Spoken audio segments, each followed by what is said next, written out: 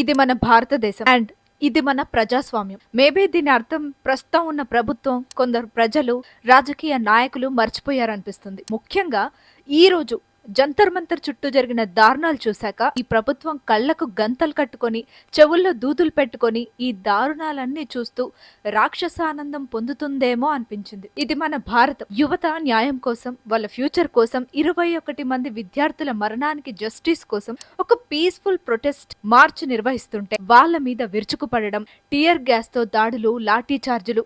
అసలు ఇది మన దేశమేనా అనిపించింది. అక్కడ చెల్లా చెదురైన విద్యార్థులని, ముసలి వాళ్ళని చూస్తుంటే సిగ్గుపడాలి ప్రభుత్వం. ఈ దారుణాలన్నీ చేస్తూ నోటికి ప్లాస్టర్ వేసుకొని కూర్చుంది. ఇంకొక విషయం, చాలా ముఖ్యమైన విషయం, ఈ స్టూడెంట్స్ గురించి, ఈ నిరసన గురించి తప్పుగా మాట్లాడుతూ, తప్పుగా ప్రచారం చేస్తూ ఏదో గొప్ప పని చేస్తున్నాం అని అనుకుంటున్న వాళ్ళు ఎవరైతే ఉన్నారో అది మీ గుడ్డితనం. మతం అనే ముసుగులో మీ కళ్ళకంతా అలాగే కనిపిస్తుంది. ఏం మాట్లాడినా అది వంకరగానే కనిపిస్తుంది, వినిపిస్తుంది. లాఠీలతో కొట్టినా మాకు నొప్పి అనిపించలేదు. కానీ ఇలాంటి ప్రభుత్వానికి, ఇలాంటి కళ్ళు మూసుకుపోయిన రాజకీయ నాయకుల ముసుగులో మనుషులమ్మని మర్చిపోయి ఈ నిరసనని వ్యతిరేకిస్తున్న వ్యక్తులకు సపోర్ట్ ఇస్తుండడమే చాలా బాధకరం. మారండి భారతీయులారా, మారండి. ఇది మన దేశం.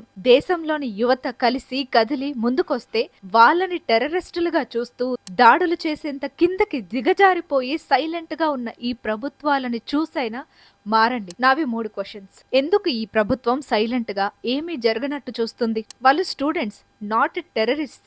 వాళ్ళ మీద ఈ దౌర్జన్యం ఏంటి? ధర్మేంద్ర ప్రధాన్ రాజీనామా ఇంకా ఎప్పుడు?